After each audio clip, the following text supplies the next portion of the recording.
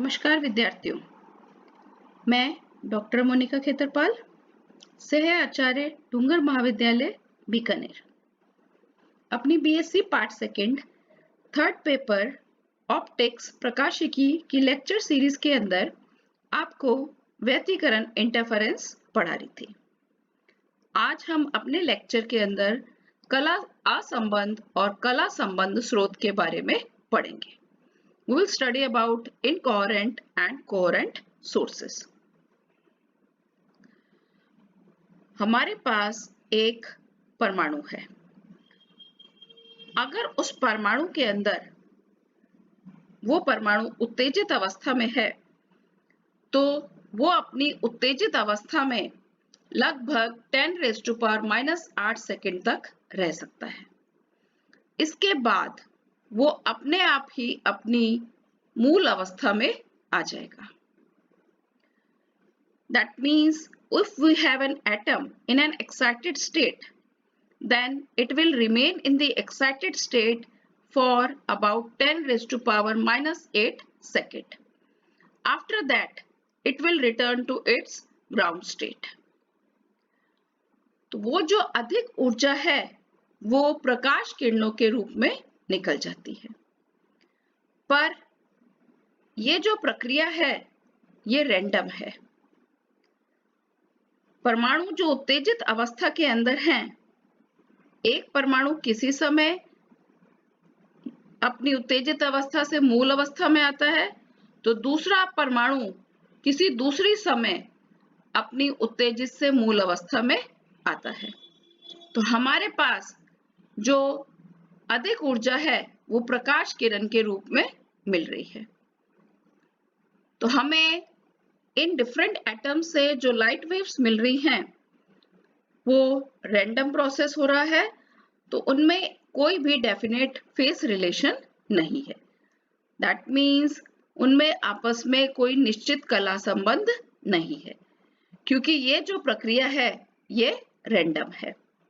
तो हम अगर दो इंडिपेंडेंट लाइट सोर्सेज लें, जैसे हम दो लाइट के बल्ब ले लें, और उनसे जो हम देखेंगे लाइट निकल रही है, उनके बीच में कोई एक डेफिनेट फेस रिलेशन नहीं होगा, क्योंकि हमें ये पता है कि ये प्रोसेस रैंडम है। तो हमारे पास ऐसे प्रकाश स्रोत जिनसे उत्पन्न तरंगों में कोई निश्चित कला संबंध नहीं है, अर्थात उनका कला अंतर समय के साथ परिवर्तित हो, ऐसे स्रोत कला असंबंध स्रोत कहलाते हैं। That means if we have two light sources and the light emitted from these light sources has no definite phase relation, then these sources are termed as incoherent light sources. और इनसे जो हमें प्रकाश मिलेगा, हम उसकी केवल एवरेज इंटेंसिटी ही देख सकते हैं। एक डेफिनेट कंस्ट्रक्टिव इंटरफेरेंस और डिस्ट्रक्टिव इंटरफेरेंस का फिनोमिना इनमें नहीं होगा। अब अगर हम ऐसे दो प्रकाश स्रोत लें जिनसे जो तरंगे निकल रही हैं, उनके बीच में कला अंतर निश्चित हो, तो ऐसे स्रोतों को हम कला संबंध स्रोत कहेंगे। That means if we are taking two sources from which the light emitted has a definite phase relation, then these sources are termed as coherent sources. अब अगर हम इंडिपेंडेंट, अभी जैसे मैंने बताया, इंडिपेंडेंट दो बल्ब ले, तो उनसे जो लाइट हमें मिलेगी, उनमें कोई भी डेफिनेट फेस रिलेशन नहीं होगा। पर अगर मैं एक सोर्स से दो सोर्स बना लूं, तो ऐसे दो सोर्सेस से जो लाइट निकलेगी, उनमें एक डेफिनेट फेस रिलेशन होगा।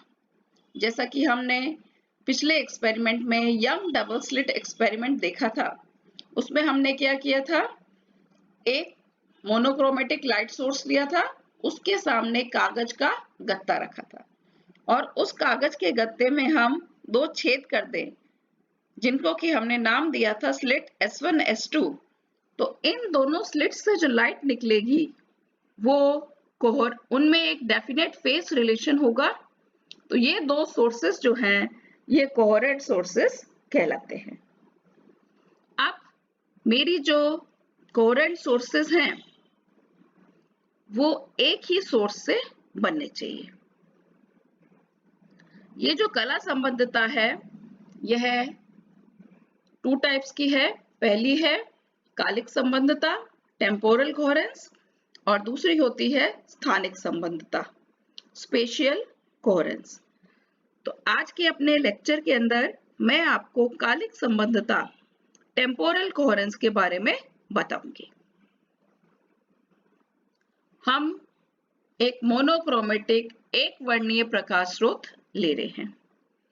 इस एक वर्णीय प्रकाश स्रोत को से जो प्रकाश निकल रहा है उसको हम तरंग के रूप में दर्शा सकते हैं। We can represent the light emitted from monochromatic source by sinusoidal wave.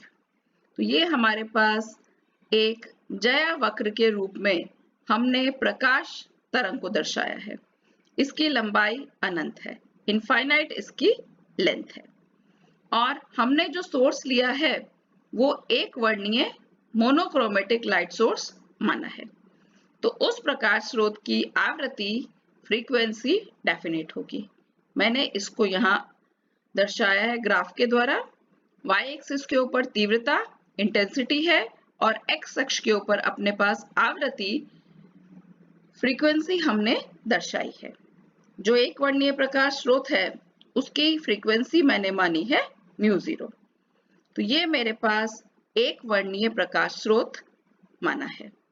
अब हमें पता है कि कोई भी परमाणु अपनी उत्तेजित अवस्था में 10⁻⁻8 सेकंड तक रह सकता है। इसके बाद वो अपने आप ही अपने निम्न ऊर्जा स्तर में आ जाएगा।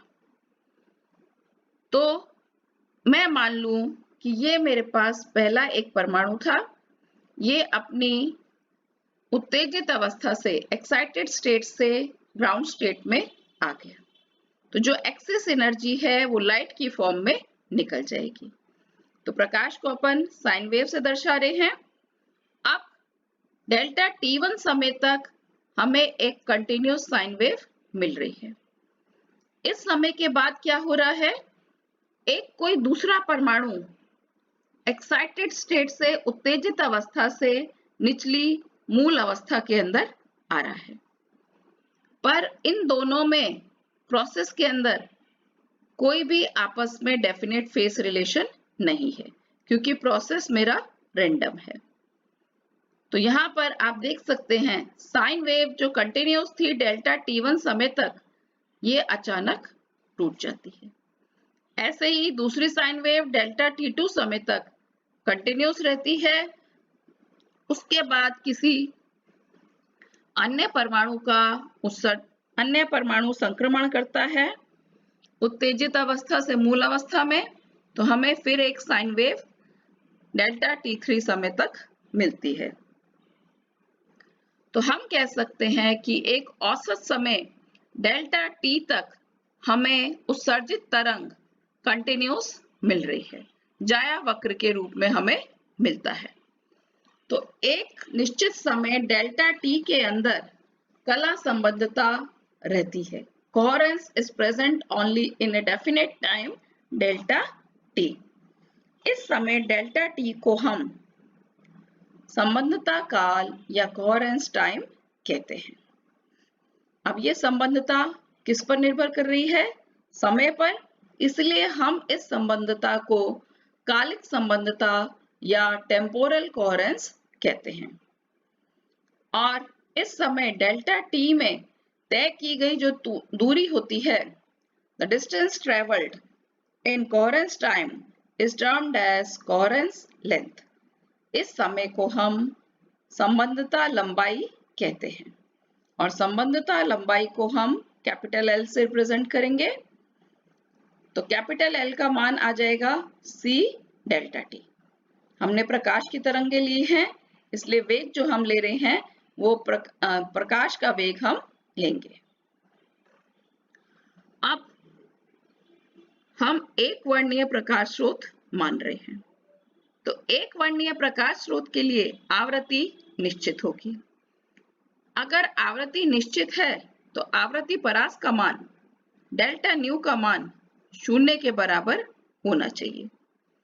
परंतु कोई भी प्रकाश स्रोत ऐसा नहीं है जिससे आवृत्ति निश्चित आए, उसमें आवृत्ति परास होती है। दैट मीन्स उसकी फ्रीक्वेंसी के अंदर वेरिएशन होता है, आवृत्ति के अंदर कुछ ना कुछ परिवर्तन उसमें होता है। जैसे कि हम सोडियम लें, सोडियम के अंदर आवृत्ति अंतर होता है और आवृत्ति अंतर होने की वजह से तरंग दैर्ध्य के अंदर अंतर आता है। सोडियम के अंदर डेल्टा लैम्डा का मान होता है 0.06 एंगस्ट्रॉम के बराबर। इसी तरह कैडमियम में डेल्टा लैम्डा 0.007 एंगस्ट्रॉम के बराबर है। अब संबंधता लंबाई का सूत्र है L बराबर C डेल्टा T। हम संबंधता काल को आवृत्ति के रूप में बदल रहे हैं। संबंधता काल और आवृत्ति के मध्य संबंध होता है क्योंकि समय और आवृत्ति व्युत्क्रमानुपाती होते हैं, रेसिप्रोकल होते हैं। तो डेल्टा T बराबर 1 डेल्टा न्यू में रख रही हूं। आइडियल कंडीशन के अंदर अगर एक वर्णीय प्रकाश स्रोत है तो डेल्टा न्यू का मान 0 आएगा। तो डेल्टा न्यू 0 रखते ही संबंधता लंबाई कितनी आनी चाहिए? अनंत के, इंफिनिटी के बराबर। तो ऐसे सोर्सेस को हम कंप्लीटली कोहेरेंट सोर्सेस कहते हैं, पूर्णतः संबद्ध स्रोत कहलाते हैं। अगर किसी भी लाइट सोर्स के लिए आवृत्ति अंतर frequency change delta nu upon new 10⁻⁻⁶ या इससे कम हो तो ऐसे सोर्सेस को हम अर्ध एकवर्णीय क्वाजी मोनोक्रोमेटिक लाइट सोर्स कहेंगे। तो यहाँ पर मैंने लैम्डा का मान फ्रीक्वेंसी की टर्म्स में निकाला है। अब मैं फ्रीक्वेंसी को चेंज कर रही हूँ वेवलेंथ लैम्डा की टर्म्स में। तो हम हमारी संबंधता लंबाई तरंग दैर्ध्य के रूप में निकालेंगे। हमें पता है म्यू कितना होता है? C बटा लैम्डा। डिफरेंशिएट कर दूं, डेल्टा न्यू का मान आ जाएगा -C upon lambda square del nu. Del nu का मैं मॉड ले रही हूं, तो ये आ गया डेल न्यू बराबर C del lambda upon lambda square. Del nu का मान रख दूं तो संबंधता काल मेरे पास आ जाएगा डेल्टा T बराबर 1 upon del mu lambda square C delta nu. तो लंबाई का मान आ गया C डेल्टा T के बराबर। डेल्टा T का मान रख दूं, लैम्डा स्क्वायर C का मान कट जाएगा, lambda square upon del nu. यहाँ पर लैम्डा अपॉन डेल्टा लैम्डा, इसको हम Q लिख रहे हैं। Q क्या है? शुद्धता, प्योरिटी। तो हम इसको प्योरिटी की फॉर्म में लिखें तो संबंधता लंबाई का मान आ गया लैम्डा इंटू क्यू। तो यहाँ आज अपन ने टेम्पोरल कोहेरेंस का मान देखा। टेम्पोरल कोहेरेंस के अंदर समय के ऊपर निर्भरता है। एक निश्चित समय डेल्टा टी तक हमें जो प्रकाश तरंग मिल रही है यह कला संबंध स्रोत की तरह कार्य करेगी, और चूंकि यहाँ पर कलांतर के अंदर परिवर्तन रैंडम है तो इस समय के पश्चात यहाँ पर साइन वेव के अंदर परिवर्तन, कला के अंदर परिवर्तन आ गया।